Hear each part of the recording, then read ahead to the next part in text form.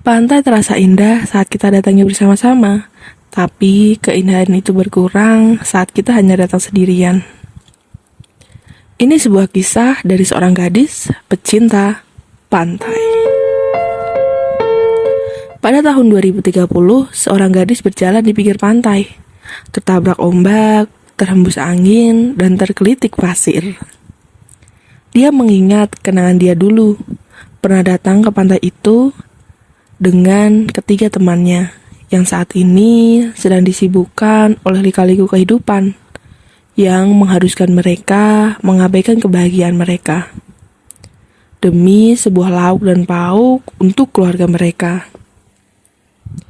Indah rasanya saat dulu kita datang ke pantai ini, dengan seragam putih abu-abu.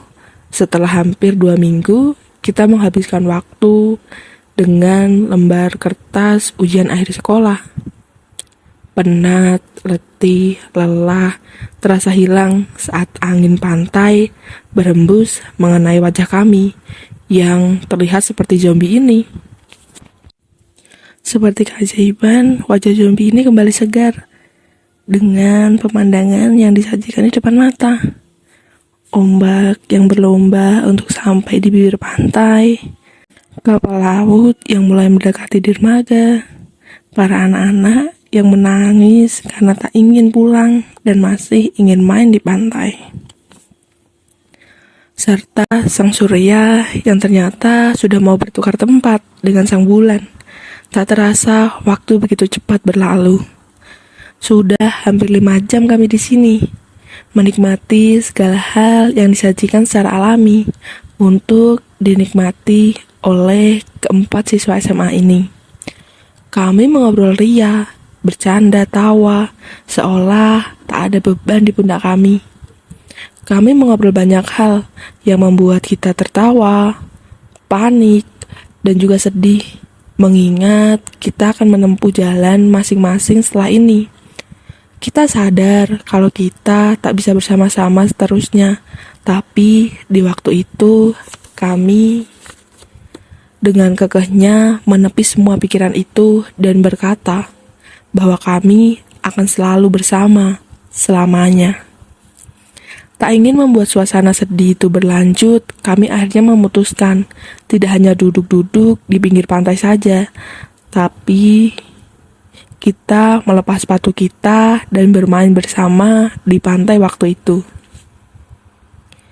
Menghilangkan penat dan pikiran buruk tentang yang sudah terjadi dan yang akan terjadi. Waktu terlewati dengan penuh kenangan indah. 5 jam yang menyenangkan di akhir waktu itu. Penat kita bermain, akhirnya kita mendatangi sebuah warung makan. Melihat di sana hanya ada mie instan berbentuk cup, minuman berasa, dan air mineral, serta gorengan, kami tak langsung pesan makanan mie instan tersebut.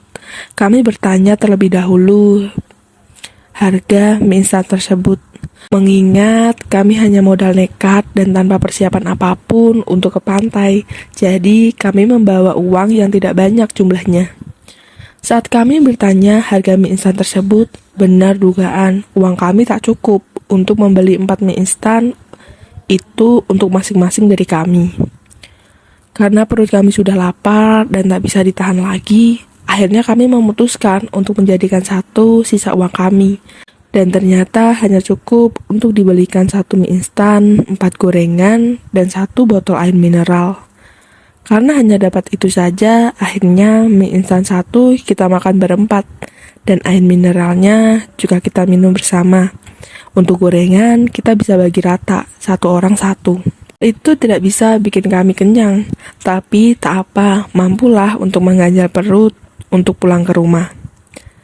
Setelah matahari mulai tenggelam dan makanan sudah hanya tersisa bungkusnya saja, kami memutuskan untuk pulang, agar tak pulang ke malaman sampai rumah. Kami mengendarai 2 sepeda motor, 1 sepeda motor 2 orang.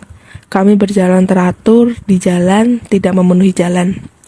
Sesampainya kami di daerah rumah, kami harus berpisah di sebuah perempatan di mana 2 orang mengambil jalan kanan dan 2 orang mengambil jalan lurus. Sesampainya kita di rumah masing-masing setelah mengantar teman yang kita bonceng, kita melanjutkan pembahasan di sebuah grup obrolan aplikasi chat. Kita cerita apa saja di grup tersebut, sampai larut malam dan grup itu mulai sepi tanpa notifikasi. Hal itu terjadi setiap malam, entah pembahasannya apa, tapi tak pernah berhenti.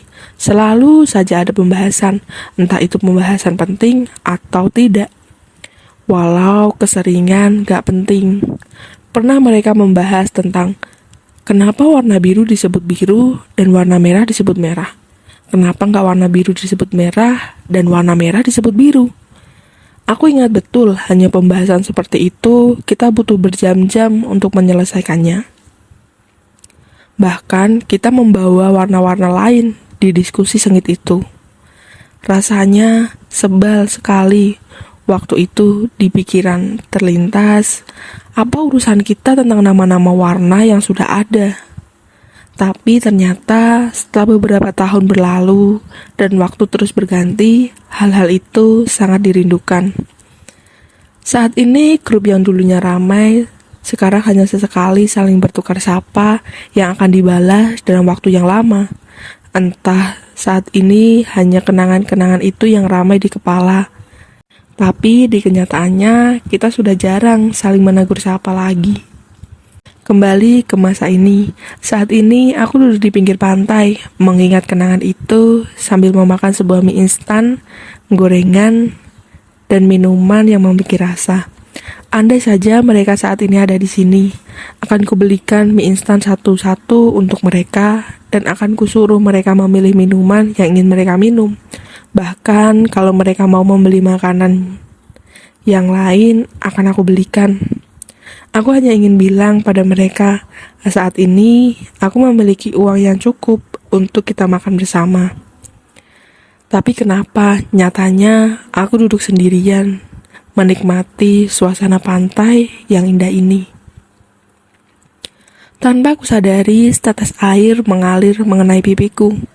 Kukira hujan di cuaca yang cerah ini, tapi ternyata aku salah. Air yang mengenai pipi itu adalah air mataku yang merindukan kalian, sahabatku. Di pantai yang sama, di waktu yang sama, di suasana yang sama, hanya jumlah orangnya yang berkurang. Aku berharap kita dapat bertemu lagi, walau hanya sekali kawan. Dan akan ku katakan bahwa makanlah semua makanan yang kalian mau. Aku punya sedikit uang untuk membelikan makanan itu untuk kalian. Dan mari berdebat mengenai nama warna, atau adakah alien di dunia. Dan mari beradu argumen siapa laki-laki paling tampan di dunia ini lagi kawan. Aku beranjak dari dudukku, membersihkan pasir-pasir yang menempel di tubuh, mengemasi barang-barangku, dan melangkah pergi. Sudah waktunya aku pulang. Sudah terlalu lama aku di sini. Masuki mobilku, ku tatap sesaat pantai itu, lalu menancap gas dengan rasa campur aduk. Sampai jumpa lagi. Semoga aku dapat datang ke sini lagi dengan jumlah yang sama. Atau mungkin akan ada anggota baru. Aku hanya berharap tidak datang ke sini sendirian lagi. Oke, sampai sini cerita tentang seorang gadis pecinta pantai. Semoga menghibur kalian. Ingat sekali lagi, ini hanyalah fiksi karangan penulis yang tidak pernah terjadi di dunia nyata. Dan sekian, terima kasih. Sampai jumpa lagi.